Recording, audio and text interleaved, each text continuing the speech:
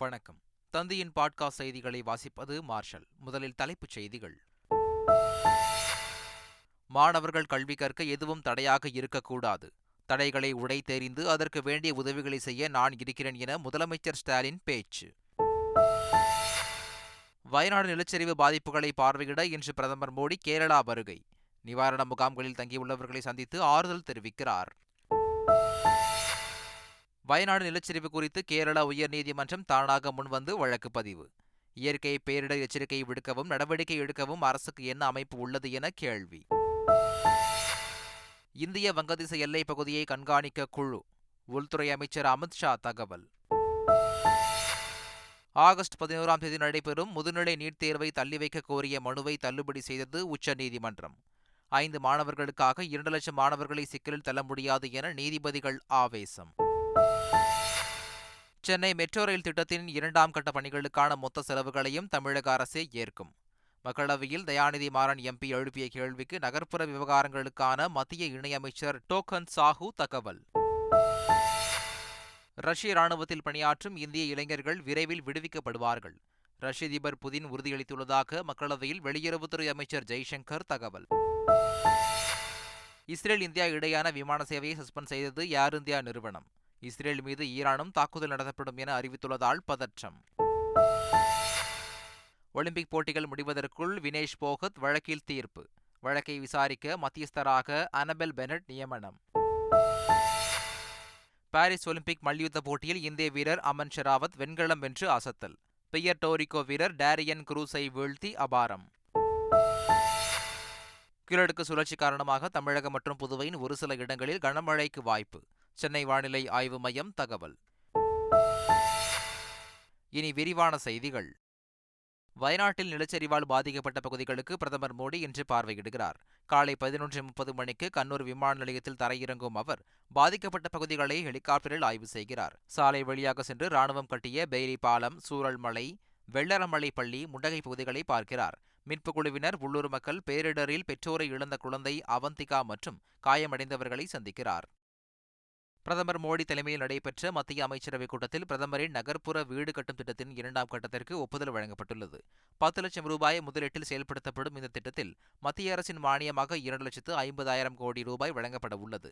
நகர்ப்புறத்தைச் சேர்ந்த 1 கோடி ஏழைகள் மற்றும் நடுத்தர வர்க்க குடும்பங்களுக்கு அடுத்த 5 ஆண்டுகளுக்கு இத்திட்டம் செயல்படுத்தப்பட உள்ளது. அனைத்து வீடுகளும் பெண்களின் பெயரில் வழங்கப்படும் எனவும் தெரிவிக்கப்பட்டுள்ளது. அதேபோல் நாடு முழுவதும் 8 புதிய ரயில்வே திட்டங்களுக்கு மத்திய அமைச்சரவை ஒப்புதல் அளித்துள்ளது. அதன்படி ஒடிசா, மகாராஷ்டிரா, ஆந்திரா, ஜார்க்கண்ட், பீகார், தெலுங்கானா, மேற்குவங்கம் ஆகிய 7 மாநிலங்களில் 24,657 கோடி ரூபாய் செலவில் புதிய ரயில்வே திட்டங்கள் செயல்படுத்தப்பட உள்ளன. வரும் 2030-31ஆம் ஆண்டுக்குள் செயல்படுத்தப்பட இருக்கும் இந்த திட்டங்களுக்கான கட்டுமானத்தின் மூலம் 3 கோடி பேருக்கு வேலைவாய்ப்பு கிடைக்கும் என தெரிவிக்கப்பட்டுள்ளது. தமிழ் புதல்வன் திட்டத்தை தொடங்கி வைத்து உரையாற்றிய முதலமைச்சர் ஸ்டாலின், மாணவர்கள் கல்வி கற்க எதுவும் தடையாக இருக்கக்கூடாது என்றும் அதற்கு வேண்டிய உதவிகளை செய்யவே தான் இருப்பதாகவும் கூறினார். தடங்கள் ஏற்பட்டால் அதை உடைத்தெறிந்து வெற்றி பெற வேண்டும் எனவும் முதல்வர் ஸ்டாலின் அறிவுறுத்தினார். இதனைத் தொடர்ந்து கோவை மாநகரில் போக்குவரத்து நெரிசல் மிகுந்த உக்கடம் ஆத்துப்பாலம் சாலையில் 470 கோடி ரூபாய் செலவில் கட்டப்பட்ட மேம்பாலத்தை முதலமைச்சர் ஸ்டாலின் திறந்து வைத்தார். பொது இடங்களில் பாலியல் சீண்டலால் பாதிக்கப்படும் பெண்கள் பலர் புகாரளிப்பதே இல்லை என தமிழக டிஜிபி சங்கர் ஜிவால் தெரிவித்திருக்கிறார். தமிழ்நாடு மகளிர் ஆணையம் மற்றும் தமிழ்நாடு திறந்த நிலை பல்கலைக்கழகம் இணைந்து பெண்களுக்கு எதிரான குற்றங்கள் குறித்தான ஒருநாள் விழிப்புணர்வு நிகழ்ச்சி நடத்தப்பட்டது. அதில் பங்கேற்று பேசிய தமிழக டிஜிபி சங்கர் ஜிவால், பாதுகாப்பின் முதல் படி விழிப்புணர்வுடன் இருப்பதுதான் என குறிப்பிட்டார். தொடர்ந்து பெண்கள் பாதுகாப்பு குறித்து சென்னை மாநகராட்சி நடத்திய ஆய்வில் பொது இடங்களில் பாலியல் சீண்டல்களுக்கு உள்ளாகும் பெண்கள் பலர் புகாரளிப்பதில்லை எனவும் தெரிவித்தார். கல்வியை அடிப்படையாக வைத்து திராவிட இயக்கம் திட்டமிட்டு சட்டங்களை உருவாக்கி செயல்படுத்தி வருவதாக அமைச்சர் பழனிவேல் தியாகராஜன் தெரிவித்துள்ளார்.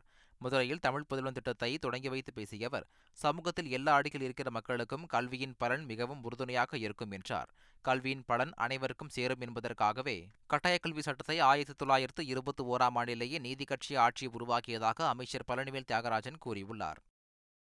இலங்கை கடற்படையின் தொடர் அத்துமீறலுக்கு இந்தியா பாடம் புகட்டப் போவது எப்போது என பாமக தலைவர் அன்புமணி கேள்வி எழுப்பியுள்ளார். தமிழக மீனவர்கள் 32 பேர் கைது செய்யப்பட்டதை தொடர்ந்து எக்ஸ் தளத்தில் கருத்து பதிவிட்ட அவர், மீனவர் சிக்கலுக்கு நிரந்தர தீர்வு காண மத்திய மாநில அரசுகள் நடவடிக்கை எடுக்க வேண்டும் என தெரிவித்தார்.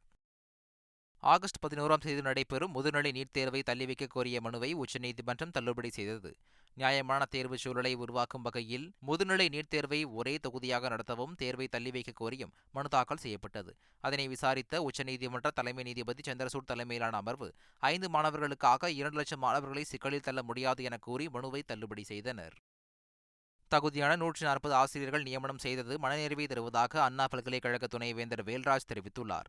துணைவேந்தர் பதவியில் இருந்து ஓய்வு பெறும் வேல்ராஜ் பணிக்கால ஓய்வு பெறுவதற்கு ஓராண்டு காலம் இருப்பதால் மீண்டும் எரிசக்தி துறைக்கு பேராசிரியராக பணிக்கு செல்ல இருக்கிறார். இந்நிலையில் மீண்டும் துணைவேந்தர் பதவிக்கு போட்டியா என்று செய்தியாளர்கள் எழுப்பிய கேள்விக்கு அந்த நேரத்தில் முடிவு செய்வேன் என்று தெரிவித்தார். ஓய்வு பெற்ற போக்குவரத்து கழக ஊழியர்களின் கோரிக்கைகளை பொங்கல் வரை இழுத்தடிக்காமல் விரைந்து நிறைவேற்ற வேண்டுமென பாஜக மாநில தலைவர் அண்ணாமலை வலியுறுத்தியுள்ளார். எக்ஸ் தளத்தில் பதிவிட்டுள்ள அவர், ஓய்வு பெற்ற போக்குவரத்து தொழிலாளர்களுக்கு அகவிலைப்படி உயர்வு வழங்காமல் 102 மாதங்களாக அலைக்கழிப்பதை ஏற்றுக்கொள்ள முடியாது என்று குறிப்பிட்டுள்ளார். நியாயமான கோரிக்கைகளுக்கு நிதி ஒதுக்காமல் கார் பந்தயம் போன்ற அனாவசிய செலவுகளுக்கு பெருமளவில் நிதி ஒதுக்கிக் கொண்டிருப்பதாக குற்றம் சாட்டியுள்ளார். திமுக உள்ளிட்ட இந்தியா கூட்டணியின் இரட்டை நிலைப்பாட்டை மக்கள் புரிந்து கொள்ள வக்ஃபு வாரிய சட்டத்திருத்தம் ஒரு வாய்ப்பை தந்துள்ளதாக பாஜக எம்எல்ஏ வானதி சீனிவாசன் தெரிவித்துள்ளார். அவர் விடுத்துள்ள அறிக்கையில், வக்ஃபு வாரிய சொத்துக்களை பாதுகாக்கவும் திருச்செந்துறை போன்ற தேவையற்ற பிரச்சினைகளை தவிர்க்கவும் தான் மத்திய அரசு சட்டத்திருத்தம் கொண்டு வந்துள்ளதாக தெரிவித்துள்ளார். முஸ்லிம் மத விவகாரத்தில் அரசு எப்படி தலையிடலாம் என்று கேட்பவர்கள் இந்து மத கோவில்களை மட்டும் மத நம்பிக்கை இல்லாதவர்களை கொண்டு நிர்வகிக்கப்படுவதை நியாயப்படுத்துவதாக அவர் கூறியுள்ளார். சமூக ஊடகங்களுக்கும் ஒழுங்குமுறை விதிகளை கொண்டுவர வேண்டியது அவசியம் என சென்னை உயர்நீதிமன்றம் தெரிவித்துள்ளது. சவுக்கு சங்கரை குண்டர் சட்டத்தில் சிறையில் அடைத்து உத்தரவு பிறப்பித்ததில் உள்நோக்கம் உள்ளது என கூறிய நீதிபதிகள் அந்த உத்தரவை ரத்து செய்தனர். பிற ஊடகங்களுக்கு கட்டுப்பாடுகள் உள்ள நிலையில் சமூக ஊடகங்களுக்கு எந்த கட்டுப்பாடுகளும் இல்லை என்றும் சமூக ஊடகங்களுக்கும் ஒழுங்குமுறை விதிகளை கொண்டுவர வேண்டியது அவசியம் என்றும் நீதிபதிகள் அறிவுறுத்தினர். சாலை போக்குவரத்து குறித்து விழிப்புணர்வு ஏற்படுத்தும் வகையில் சென்னை போக்குவரத்து காவல்துறை ரீல்ஸ் போட்டியை அறிவித்துள்ளது. இதுகுறித்து பேசிய போக்குவரத்து கூடுதல் காவல் ஆணையர் சுதாகர், போக்குவரத்து விதிகள், பாதுகாப்பான பயணம் மற்றும் சாலை பாதுகாப்பு குறித்த பழக்க வழக்கங்களை மேம்படுத்துவது போன்ற கருத்துக்களில் ரீல்ஸ் பதிவு செய்ய வேண்டும் என கூறினார். சென்னை போக்குவரத்து காவல்துறையின் இன்ஸ்டா பக்கத்தை டேக் செய்து 20ஆம் தேதிக்குள் வீடியோக்களை அப்லோட் செய்ய வேண்டும் எனவும் அதிக பார்வையாளர்களை பெறும் ரீல்ஸுக்கு 2 லட்சம் ரூபாய் பரிசுத் தொகை வழங்கப்படும் எனவும் தெரிவித்தார். வயநாடு நிலச்சரிவு குறித்து கேரள உயர்நீதிமன்றம் தானாக முன்வந்து வழக்கு பதிவு செய்து வழக்கு விசாரணையை தொடங்கியுள்ளது. இந்த வழக்கை நீதிபதிகள் ஜெய்சங்கரன் நம்பியார், வி.எம். ஷியாம்குமார் அடங்கிய அமர்வு விசாரித்தது. இயற்கை பேரிடர்கள் குறித்து எச்சரிப்பதற்கும் நடவடிக்கை எடுப்பதற்கும் அரசுக்கு என்ன அமைப்பு உள்ளது என கேள்வி எழுப்பியுள்ளது. இந்த விவகாரம் குறித்து விரிவான ஆய்வு நடத்த நீதிமன்றத்திற்கு உதவ அமிக்கஸ் கியூரியாக ரஞ்சித் தம்பனனை நியமித்தது. இது தொடர்பாக இந்திய புவியியல் ஆய்வு மையத்திடம் நீதிமன்றம் அறிக்கை கேட்டுள்ளது. கேரளாவின் விரிவான புவியியல் வரைபடத்தை தயாரிக்கவும் நீதிமன்றம் கேட்டுக்கொண்டது. இஸ்ரேல் இந்தியா இடையேயான விமான சேவையை ஏர் இந்தியா நிறுவனம் சஸ்பெண்ட் செய்துள்ளது. இஸ்ரேல் ஹமாஸ் போருக்கு இடையே இஸ்ரேல் மீது ஈரானும் தாக்குதல் நடத்தப்படும் என்று அறிவித்துள்ளதால் பதற்றம் தீவிரமடைந்துள்ளது. இதையடுத்து இஸ்ரேலின் டெல் அவிவ் நகரத்தில் இருந்து இந்தியாவுக்கு இயக்கப்படும் தங்களது சேவைகளை மறு உத்தரவு வரும் வரை சஸ்பெண்ட் செய்வதாக ஏர் இந்தியா அறிவித்துள்ளது. முன்பதிவு செய்த பயணிகளுக்கு முழு பணத்தையும் திரும்பித் தருவதாகவும் விருந்தினர்கள் மற்றும் பணியாளர்களின் பாதுகாப்பே முதன்மையான முன்னுரிமை என்றும் ஏர் இந்தியா தெரிவித்துள்ளது.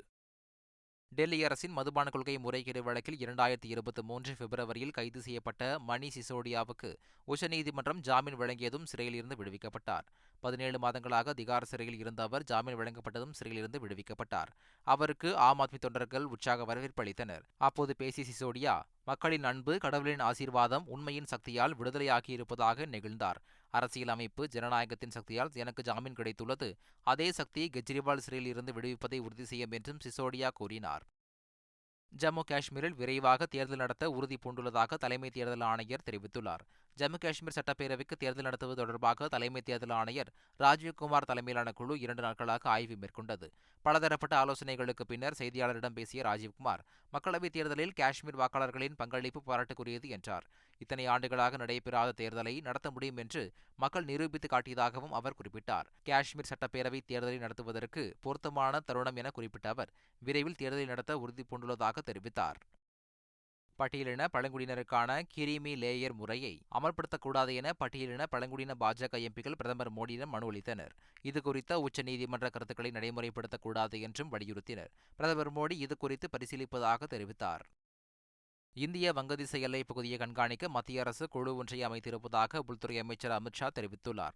வங்கதேசத்தில் உள்ள இந்தியர்கள், இந்துக்கள், இதர சிறுபான்மையின மக்களின் பாதுகாப்பை உறுதி செய்ய வங்கதேச அதிகாரிகளுடன் இந்த குழு தகவல் தொடர்புகளை மேற்கொள்ளும் என தெரிவித்துள்ளார். ரஷ்ய ராணுவத்தில் பணியாற்றும் இந்தியர்கள் விரைவில் விடுவிக்கப்படுவர் என வெளியுறவுத்துறை அமைச்சர் ஜெய்சங்கர் தெரிவித்துள்ளார்.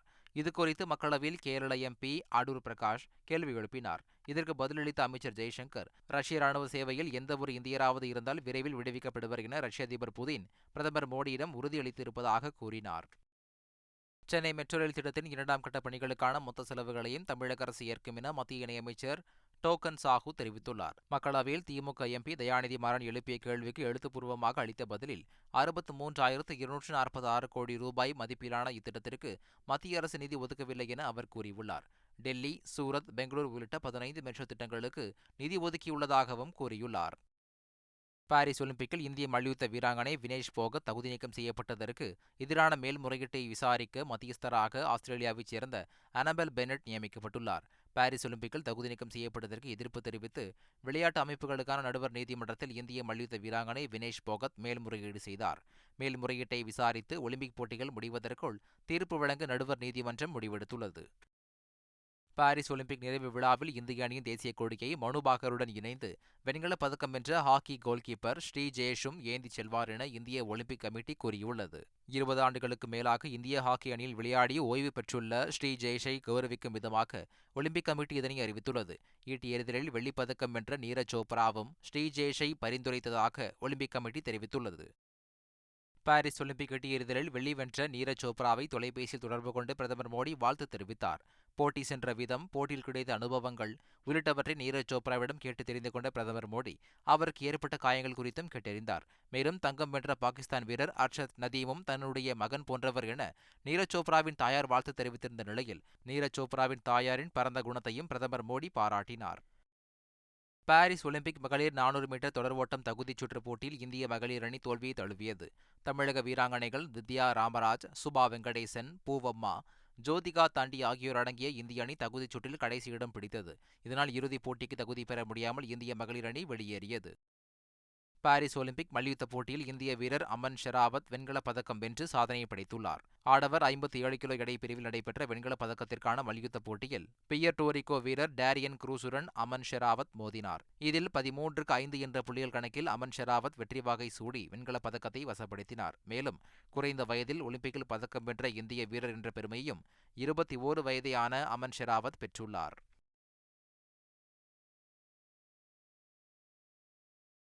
வளிமண்டல கீழடுக்கு சுழற்சி காரணமாக தமிழகம் மற்றும் புதுவையின் ஒரு சில இடங்களில் கனமழை பெய்ய வாய்ப்புள்ளதாக சென்னை வானிலை ஆய்வு மையம் தெரிவித்துள்ளது.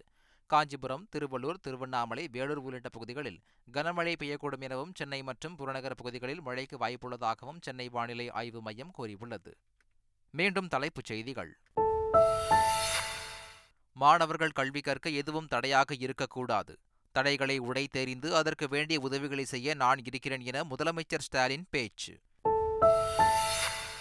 வயநாடு நிலச்சரிவு பாதிப்புகளை பார்வையிட இன்று பிரதமர் மோடி கேரளா வருகை. நிவாரண முகாம்களில் தங்கியுள்ளவர்களை சந்தித்து ஆறுதல் தெரிவிக்கிறார். வயநாடு நிலச்சரிவு குறித்து கேரளா உயர்நீதிமன்றம் தானாக முன்வந்து வழக்கு பதிவு.